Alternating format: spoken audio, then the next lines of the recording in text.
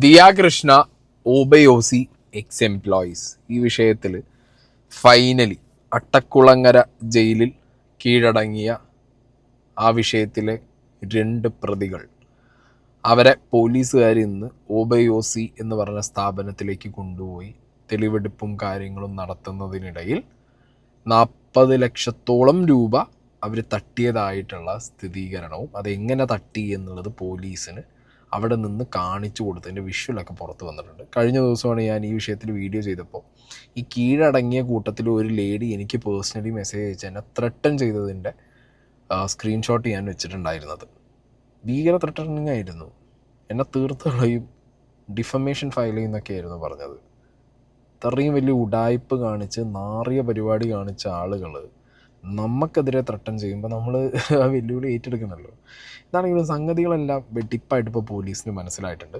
ദിയ കൃഷ്ണയുടെ സ്ഥാപനത്തിലെ തട്ടിപ്പ്, ജീവനക്കാരികൾ 40 ലക്ഷത്തിലധികം തട്ടി പണം സ്വർണം വാങ്ങാൻ ഉപയോഗിച്ചെന്ന് പ്രതികൾ.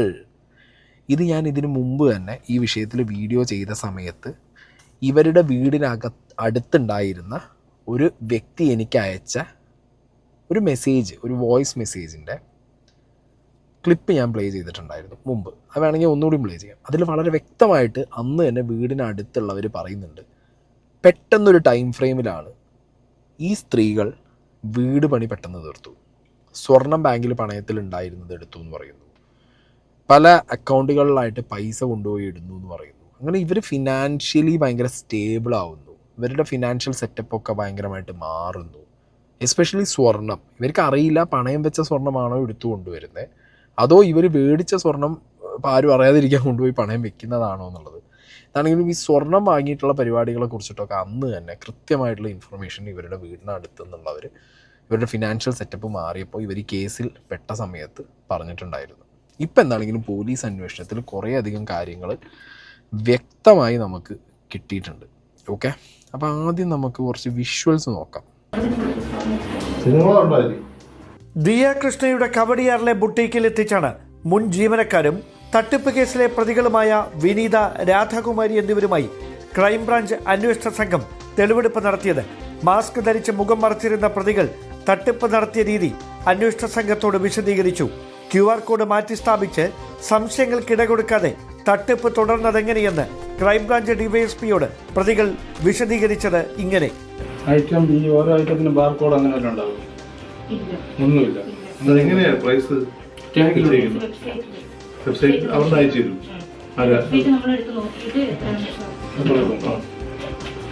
ഇത് പിന്നെ മറ്റേ സ്കാൻ ചെയ്ത് മേടിക്കുന്നത് അല്ലേ? കാർഡ് സ്വൈപ്പ് ചെയ്യാനുള്ളത്. പിന്നെ ഇതിൽ ഈ ബില്ല് ചെയ്യുമ്പോൾ അതിൽ കസ്റ്റമറിന്റെ പേര് എൻ്റർ ചെയ്യാറുണ്ടോ? ഇല്ല. കസ്റ്റമറുടെ ടെലിഫോൺ നമ്പർ എൻ്റർ ചെയ്യാറുണ്ടോ? ഇല്ല. പിന്നെ അതിൽ ഈ ബില്ല് എന്തൊക്കെ റെക്കോർഡ് വരും നമ്മൾ പ്രിന്റ് എടുക്കുമ്പോൾ? സമീപത്തെ സ്ഥാപനങ്ങളിൽ ജോലി ചെയ്തിരുന്ന ജീവനക്കാരിൽ നിന്ന് സാക്ഷിമൊഴികളും ക്രൈംബ്രാഞ്ച് ശേഖരിച്ചു. ഇവർ രണ്ടുപേരല്ലേ കണ്ടിട്ടുണ്ടല്ലോ?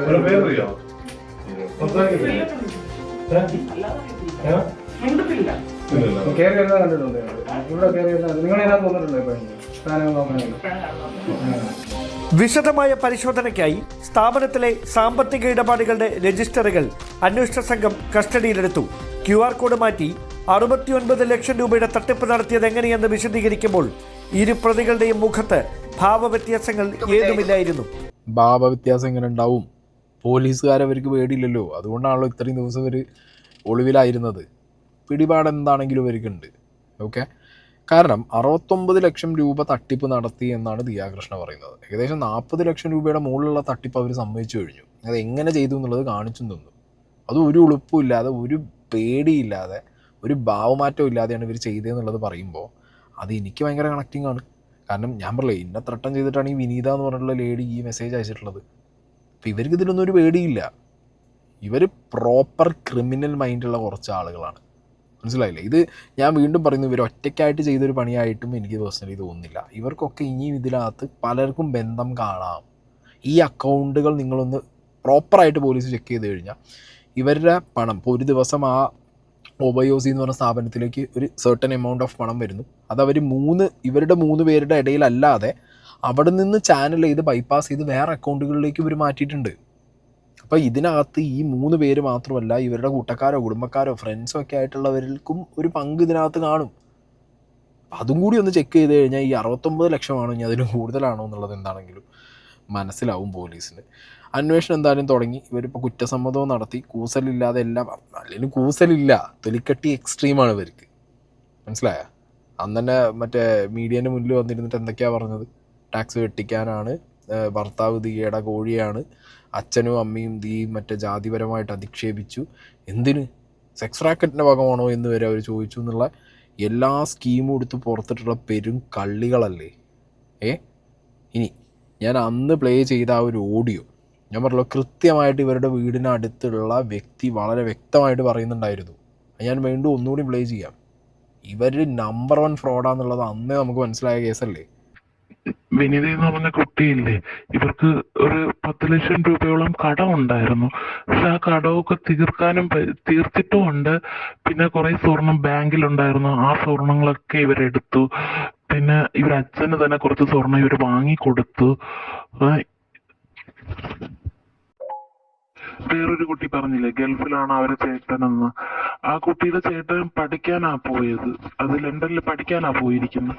അപ്പൊ 3 വർഷത്തെ കോഴ്സ് ഉണ്ട്. പിന്നെ പാർട്ട് ടൈം ജോലി ചെയ്യുന്ന ഒരു വ്യക്തിക്ക് ഇങ്ങനെ 2 ലക്ഷം രൂപയും 1 ലക്ഷം രൂപയൊക്കെ സാലറി കിട്ടുമോ? അതിലൊരു ഡൗട്ട് ഉണ്ട്. പക്ഷെ അത്രയും കിട്ടില്ല എന്നാണ് ഞാൻ അറിഞ്ഞത്.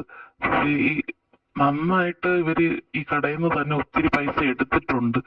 ഇല്ലാന്നുണ്ടെങ്കിൽ സാധാരണക്കാർക്ക് 1 വർഷം കൊണ്ട് ഇത്ര കടങ്ങളും തീർക്കാൻ പറ്റി, ഇത്ര സ്വർണങ്ങളൊക്കെ തിരിച്ചു എടുക്കാൻ പറ്റുന്നത് വല്ലാത്തൊരു സംശയമുള്ള കാര്യമാണ്. ഒരു കുട്ടിയുടെ ചേട്ടൻ ലണ്ടനിലാണെന്ന് പറഞ്ഞില്ലേ, അവര് ഒരു വീട് വയ്ക്കുന്നെന്നാ പറഞ്ഞത്.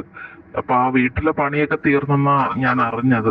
ഓക്കെ ആയല്ലോ, ക്ലിയർ അല്ലേ കാര്യങ്ങൾ? അതായത് നാട്ടുകാർക്ക് അറിയാം, അതായത് ഇവരെ ചുറ്റുപാടുള്ളവർക്കൊക്കെ സംഗതികൾ ഇവർ ഈ കേസിൽ പെട്ടപ്പോഴേ ഉറപ്പായിട്ട് മനസ്സിലായിട്ടുണ്ട്. സ്വർണം വെച്ച് ഇവർ എടുത്ത് കളിച്ചിട്ടുണ്ട്, വീട് പണി തീർത്തിട്ട്. ഫിനാൻഷ്യലി സ്റ്റേബിൾ അല്ലാത്ത, ഫിനാൻഷ്യലി സൗണ്ട് അല്ലാത്ത ആളുകൾ ഒരു സെർട്ടൈൻ ഒരു 1.5 കൊല്ലം 2 കൊല്ലം കൊണ്ട് ടപ്പേന്ന് പറഞ്ഞിട്ട് എല്ലാം തീർത്ത് എല്ലാം അടിപൊളിയാക്കി സെറ്റിലാവുമ്പോൾ ഇത് മറ്റെന്തു പറയുക, ബിസിനസ് നടത്തി അംബാനി ആയതൊന്നും അല്ലല്ലോ. ഒരു കടയിൽ സ്റ്റാഫായിട്ട് നിൽക്കുന്ന ആളുകളാണ് ഇത്രയും കാര്യങ്ങൾ ഫിനാൻഷ്യലി സൗണ്ട് ആവുന്നത്. സോ ബേസിക്കലി ചുറ്റുപാടുള്ള ആളുകൾ അതിനെക്കുറിച്ച് ചോദിക്കും, അതിനെക്കുറിച്ച് വർത്തമാനം പറയും. പക്ഷെ അവർക്ക് ആർക്കും ഇത് എവിടുന്ന എങ്ങനെയാണെന്നുള്ളതിനെക്കുറിച്ചൊരു അറിവ് ചിലപ്പോൾ കാണില്ല. പക്ഷെ ഇങ്ങനത്തെ ഒരു കേസായപ്പോൾ അവർക്കത് മനസ്സിലായി. എന്താണെങ്കിലും പോലീസ് അന്വേഷണത്തിൽ ഇവരുടെ ഈ ഉടായ്പ് പുറത്തു വന്നതിൽ സന്തോഷം. കാരണം അജാതി വെല്ലുവിളി നടത്തുന്ന ഭീകരികളാണല്ലോ. ഇതിനകത്ത് എന്ത് ബില്ലടിക്കുന്നു? എല്ലാത്തിനും ബില്ലടിച്ചു കൊടുക്കും. ബില്ലില് എന്തൊക്കെ എൻട്രി ചെയ്യുന്നത്? റെക്കോർഡ് അങ്ങനെ വല്ലതും ഉണ്ടാവും? ഒന്നുമില്ല. എങ്ങനെയാ പ്രൈസ് വെബ്സൈറ്റ് അവിടെ അയച്ചു തരും?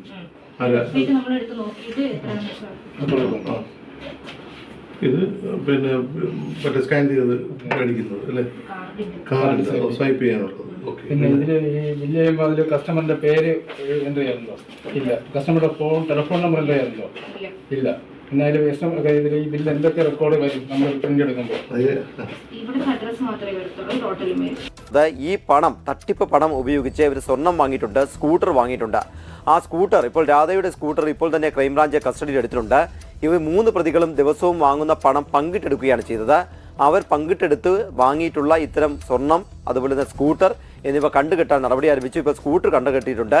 ഇവർ വാങ്ങിയ സ്വർണം ചില സ്വകാര്യ ധനകാര്യ ഇടപാട് സ്ഥാപനങ്ങളിൽ പണയം വച്ചിരിക്കുകയാണ് ചെയ്തിരിക്കുന്നത്. അത് മാറ്റുകയോ ക്രയവിക്രയം ചെയ്യുകയോ ചെയ്യരുത്. അത് ക്രൈംബ്രാഞ്ച് കണ്ടുകെട്ടാനുള്ള നീക്കം ആരംഭിച്ചു എന്ന് ചൂണ്ടിക്കാണിച്ച് ക്രൈംബ്രാഞ്ച് ഡിവൈഎസ്പി അന്വേഷണ ഉദ്യോഗസ്ഥൻ ഇപ്പോൾ ഈ സ്ഥാപനങ്ങൾക്ക് നോട്ടീസ് നൽകി. പഠിച്ച കള്ളികളാണെന്നുള്ളത് ഇതും തന്നെ ക്ലിയർ അല്ലേ.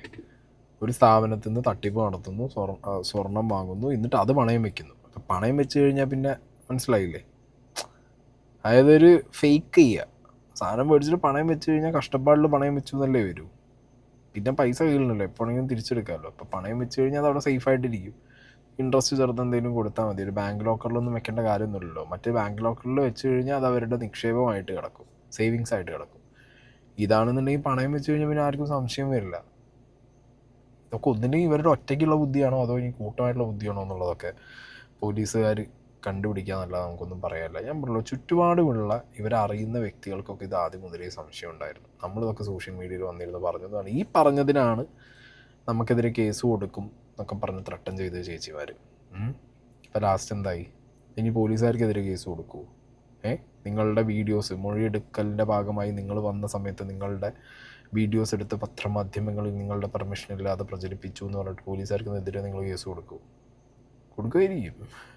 ആ ജാതി മുതലുകളാണ് ഇനീഷ്യൽ സ്റ്റേജിലൊക്കെ. ഇപ്പം ഞാൻ കഴിഞ്ഞ ദിവസം വീഡിയോ ചെയ്ത സമയത്തും കുറച്ച് പേർക്കൊക്കെ ഇപ്പോഴും ദിയ കൃഷ്ണ ടാക്സ് വെട്ടിക്കാൻ വേണ്ടി ചെയ്തോ എന്നുള്ളൊരു സംശയം, അല്ലെങ്കിൽ അവരുടെ ഫാമിലി അവരുടെ പൊളിറ്റിക്സ് ഒക്കെ പറഞ്ഞിട്ട് കുറേ പേര് ഇപ്പോഴും അവർ വിമർശിക്കുന്നവരുണ്ട്. ഞാൻ അറ്റ്ലീസ്റ്റ് ഫോർ ദിസ് കേസ്, ബാക്കി കാര്യങ്ങളല്ല, ഈ കേസിൽ എനിക്ക് കുറച്ചും കൂടി അവരുടെ ഭാഗത്താണ് ജെന്യൂനിറ്റി എന്ന് തോന്നിയത് കൊണ്ടാണ്. ഇനീഷ്യൽ സ്റ്റേജിൽ എനിക്കും തോന്നിയ ഒരു കാര്യമായിരുന്നു ടാക്സ് വെട്ടിക്കാനാണോ, പക്ഷേ ഒറ്റ ദിവസം കൊണ്ട് അത് ക്ലിയർ ആയതും from the very next day ഇവരെ സപ്പോർട്ട് ചെയ്യണം ഈ കാര്യത്തിൽ. കാരണം പല കാര്യങ്ങളും പറഞ്ഞപ്പോൾ പല വിഷയവും ഈ ദിയ കൃഷ്ണകുമാർ ഫാമിലിയായിട്ട് വരുന്ന സമയത്ത് അതിനകത്ത് പൊളിറ്റിക്സ് കയറി വരും, ജാതി കയറി വരും, പല എലമെൻസും അതിനകത്ത് കയറി വരും. ഇവരും എന്ത് ചെയ്തിട്ടുണ്ട്, അത് നന്നായിട്ട് എക്സ്പ്ലോയിറ്റ് ചെയ്തിട്ട് പത്രമാധ്യമങ്ങളുടെ മുന്നിൽ ഈ അച്ഛനെക്കുറിച്ചും ഹസ്ബൻഡിനെക്കുറിച്ചും ദിയെക്കുറിച്ചും വീട്ടുകാരെക്കുറിച്ചിട്ടൊക്കെ ഈ സാധനങ്ങൾ കൂട്ടിയിട്ട്, ഈ ജാതി എലമെൻറ്റ് കൂട്ടിയിട്ടും പിന്നെ കുറേ വെർബൽ സാധനങ്ങൾ കൂട്ടിയിട്ടൊക്കെ ഉള്ള ഒരു സംഗതി ബാഗേജ് കൊണ്ടുപോയി ഇട്ട് കൊടുത്തതൊക്കെ ഇതാണ്. അതായത് ഈ ഫാമിലി ആയതുകൊണ്ട് ഇവരങ്ങോട്ട് അങ്ങനത്തെ രീതിയിൽ ഇമേജ് ടാർണിഷ് ചെയ്യാന്നുള്ള രീതിയിൽ ചെയ്ത് അതിൽ നിന്ന് എസ്കേപ്പ് ആവുക എന്നുള്ളൊരു പ്ലാനായിരുന്നു. പക്ഷേ എനിക്ക് തോന്നുന്നു ഓൾമോസ്റ്റ് എല്ലാവരും, എന്നാലും ഒരു കുറച്ച് ശതമാനം ആളുകൾ ഇപ്പോഴും ഇവരെ എന്താ പറയുക, ഇല്ല അവർ ഉടായ്പ് കാണിച്ച് കാണുമെന്ന് വിശ്വസിക്കുന്നവരുണ്ട്. അതും അന്വേഷിച്ചോട്ടെ. ഞാൻ പറഞ്ഞല്ലോ, ഇനീഷ്യൽ സ്റ്റേജിൽ തോന്നിയ പോലെയല്ല, ലേറ്റർ ഓൺ ഇതിൽ ക്ലിയറാണ്, ക്രിസ്റ്റൽ ക്ലിയർ ആയിരുന്നു ഈ 3 എണ്ണം ഉടായ്പാണ്, തട്ടിപ്പാണെന്നുള്ളത്. അതിൽ തന്നെ ഈ സൈഡിൽ വീഡിയോയിൽ കാണുന്ന ഈ ലേഡീനെ എപ്പോഴും കിട്ടിയിട്ടില്ല പോലീസിന്. ഇവരിപ്പോഴും ഹാജരായിട്ടില്ല. ഇവർ ഈ രാജ്യം വിട്ടു പോയോന്ന് വരെ സംശയമുണ്ട് എനിക്ക്. കാരണം ഇവരുടെ ബ്രദറാണ് പുറത്തെങ്ങാണ്ട് വേറെ ഫോറിൻ കൺട്രിയിലാണെന്ന് പറഞ്ഞത്. ഇതിനിടയിൽ ഇവർ രാജ്യം വിട്ടു പോകാനുള്ള ചാൻസും ഹൈ ആണ്.